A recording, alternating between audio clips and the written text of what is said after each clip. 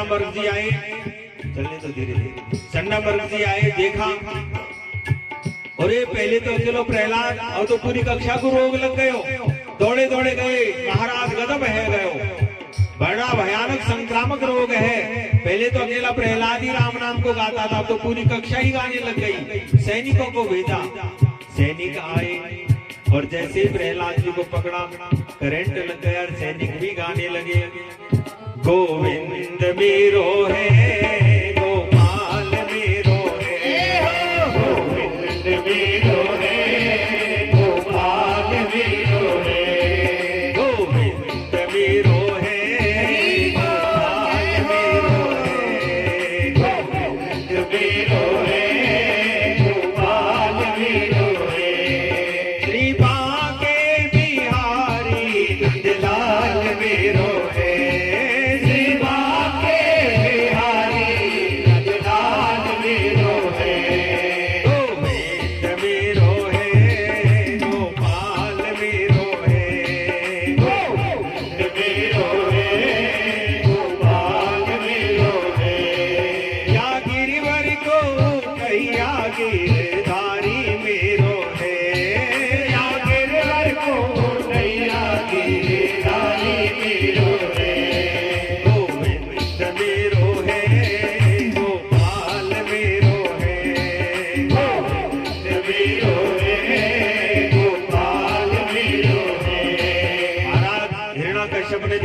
सैनिक नहीं आए, कोपावेश चलत गात्रम पुत्रम हंतुम मनोदधे, क्रोध में भर करके स्वयं हिरण्याकश्यप चला और जाकर के जो हुंकार वरी संगीत समान, ऐसे तो ऐसे रहो कैसे, हे दुर्वनित कराधम कुल वेदम, अनाप शनाप गालियां देने लगा, मेरे चंदन जैसे वन के अंदर तो बबूल का वृक्ष कहां से पैदा हो गया। अपने वंश को चंदन का वन बताया और प्रहलाद जी को बबूल का पेड़ बताया। बता प्रहलाद, तू मेरे बल को किसके बल पर चुनौती दे रहा है? मुझे तो ब्रह्मा के वरदानों का बल है, लेकिन तू किसके बल पर मुझे चुनौती दे रहा है? प्रहलाद जी कहने लगे, हे पिताजी, न केवलम में भवतस्य राजन सैवे बलम बलिनाम सा परेशाम, परे वरे में स्थिर जंगमाये ब्रह्मादयो येन वसं प्रणीतः।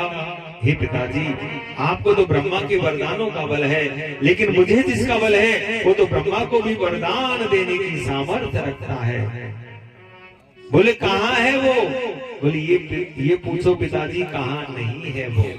विवेष्टि व्याप्नोति सकलम जगत इति ही विष्णु, जो जगत के कण कण में व्याप्त रहे उसी का नाम विष्णु है। हिरण्याकश्यप ने कहा, क्या तेरा भगवान इस खंबे में है? और प्रहलाद जी के मुख से निकल गया, हाँ पिताजी, मेरा भगवान इस खंबे में भी है। और भगवान कहाँ? जहाँ भक्त की हाँ भगवान वहाँ, सत्यम विधातुम निज भृत्य भाषितम व्याप्तिम च भूतेषु अखिलेषु चात्मनः। और अपने भक्त की बात को सत्य करने के लिए जैसे ही हिरण्याकश्यप ने खंबे पर गदा का प्रहार किया, खंबा फट गया और भगवान नरसिंह प्रकट हो जाते हैं। बोले नरसिंह भगवान की जय। महाराज नरसिंह भगवान प्रकट, गगड़ गड़गड़ानो खंब फाटो चर चरानो, भिक्षो नर नाहर को रूप अति भयानक है। महाराज वैशाख सुदी चतुर्दशी के दिन के ठीक 12 बजे भगवान नरसिंह का प्रागट्य हो जाता है। यहाँ तक का शरीर सिंह का, यहाँ से नीचे का शरीर मानव का। जो ओंकार वरी महाराज हिरण्याकश्यप तो जमीन पर गिर गया, लेकिन फिर संभल करके खड़ा हुआ और भगवान से युद्ध करने लगा। भगवान नरसिंह भी हिरण्याकश्यप से युद्ध करने लगे। महामुनि सुखदेव वर्णन करते हैं, हे राजन, आज भगवान किस प्रकार हिरण्याकश्यप से युद्ध करते जैसे गरुड़ जी महाराज किसी छोटे मोटे सर्प से खेल रहे हो। महाराज जो सायंकालीन बेला हुई, हिरण्याकश्यप को पकड़ा, जकड़ा, महल की दहलीज पर ला करके जंगाहों पर पटका। हिरण्याकश्यप ने कहा आप मुझे मार नहीं सकते। बोले क्यों? बोले मैंने वरदान मांगा है, न मैं मानव से मरूं, न दानव से, न पशु से, न पक्षी से, किसी से नहीं मरूं। बोले मुझे देख ले बेटा, किससे, कौन हो? बोले अस्त्र से मरूं न शस्त्र से। बोले उनकी जरूरत नहीं है, नाखून देख रहा है, नहीं अस्त्र है न शस्त्र, इन्हीं से तेरे में छाती फाड़ने वाला हो, वक्षस्थल तेरा विदीर्ण करने वाला हो। अच्छा, लेकिन ऊपर मरूं न नीचे। बोले मेरी जंगाहों पर है, न तू पृथ्वी पर, न आकाश पर, मेरी जंगाहों पर है। अच्छा, बाहर मरूं न भीतर। बोले बेटा महल की दहलीज पर है, न तू बाहर है न भीतर। अच्छा, रात को मरूं न दिन को। बोले संध्या की बेला है बेटा, न ये रात है न दिन है। अब तो हिरण्याकश्यप के होश उठ गए। याद आया, हे प्रभु मैंने वरदान मांगा 12 महीने में मैं किसी भी महीने में नहीं मरूं। बोले बेटा तेरे लिए तिथि को घटा बढ़ा करके 13वां महीना भी मुझे बनाना पड़ा। बोले 13 महीने? बोले हाँ तेरे लिए बनाना पड़ा। बोले हमन को तो पता ही ना आया था, नहीं 13 महीने को वरदान मांग लेते। बोले फिर कभी मौका मिले तब मांगिए। बोलो राधे। लेकिन याद आया, फिर भी नहीं मार सकते, हमने वरदान मांगा था, ब्रह्मा की बनाई हुई सृष्टि में हम किसी से नहीं मरे। भगवान नरसिंह ने क्रोध में भर करके कहा मूर्ख, ब्रह्मा हमारी सृष्टि से है, हम ब्रह्मा की सृष्टि से नहीं है। क्रोध में भर करके नाखूनों को छाती में गाड़ा और हिरण्याकश्यप जी वक्षस्थल विदीर्ण कर दिया, फाड़ दी छाती को। महाराज बोले नरसिंह नारायण भगवान की और एक एक आंत को निकाल करके अपने गले में डाल लिया। बड़ा विभत्स रूप नरसिंह भगवान का हो गया।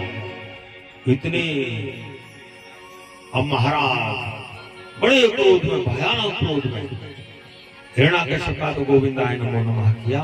लेकिन अब देवता विचार करने लगे इनको क्रोध शांत कौन करे।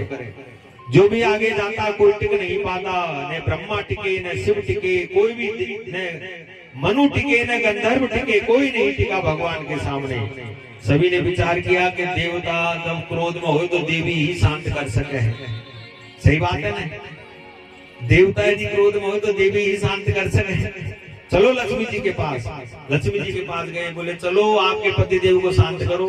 बोले हमारे पति क्रोध में, हमारे पति का तो स्वभाव क्या है, शांताकारं भुजगशयनं पद्मनाभं सुरेशम। शांत आकार है बिल्कुल भगवान। कब शांत है? 1000 फन वाले नाग पर लेट करके शांत है। कोई हमारे घर में एक फनवारों भी घुस जाए ना महाराज, और यदि वह ना निकले तब घर में प्रवेश नहीं करें। और भगवान 1000 फन के नाग पर सो करके शांत है। लक्ष्मी जी ने सुंदर थाली सजाई, आरती की चली, जो चरणों से थाली घुमाई, मुखमंडल की तरफ देखा, और जो नरसिंह भगवान ने दाढ़ लगाई, थाली को भगवान को फेंकी, दैया मैया करके भागी दूसरी सांस तो वैकुंठ में जाकर के लिए। अब इनके क्रोध को शांत कौन करे? ब्रह्मा जी ने कहा जिस भक्त के लिए मेरे भगवान आए वही उनके क्रोध को शांत करे। और प्रहलाद जी को आगे कर दिया। प्रहलाद जी ने भगवान की तरफ देखा ही नहीं, और स्वपाद मूले पतितं तमर्वकं विलोक्य देवे कृपया परिप्लुता उत्थाप्य तत्क्षीण दधात् कराम्बुजं काला हि वित्तास्तधियां कृता वयम्। जो प्रणिपात होते प्रहलाद जी को भगवान ने देखा, दोनों हाथों से उठाया और अपनी जंघा पर बैठाया, जिह्वा से चाटने लगे, अपना वरद हस्त प्रहलाद जी के सिर पर घुमाया और भगवान नरसिंह कहने लगे हे प्रहलाद, हे वत्स प्रहलाद, आज संसार में पहली बार ऐसा बना है किसी ने मेरा नाम लिया और उसके बदले उसको इतना कष्ट उठाना पड़ा हो। मैंने आने में बड़ी देर कर दी, मेरे अपराध को क्षमा करना। क्या तुझे मुझसे डर नहीं लगता? देखा नहीं ब्रह्मादि देवता हमारे स्वरूप को देख के भागे। हमारी धर्म पत्नी लक्ष्मी देवी भी हमारे सामने नहीं टिक पाई, क्या तुझे हमसे डर नहीं लगता? प्रहलाद जी ने कहा, हे प्रभु, मैं काहे को डरने लगा? एक बात बताओ, एक वनराज सिंह होता है, नींद से जब जागता है, जो दहाड़ता है, बड़े बड़े हाथी पलायन कर जाते हैं, लेकिन उसी सिंह का एक छोटा सा नन्हा बच्चा होता है, क्या वो भागता है? वो उछल करके अपने पिता की पीठ पर और बैठ जाता है। मैं तो आप ही, भला मैं आपको कैसे प्रसन्न कर सकता हूँ? ब्रह्मादय सुरगणा मुनयो सिद्धा सत्वेकतान मतयो वचसा प्रवाहे नाराधितुं पूर्वणेर्धुना विप्रो किम तोष्टुमर्हति समे हरिरोग्र जाते।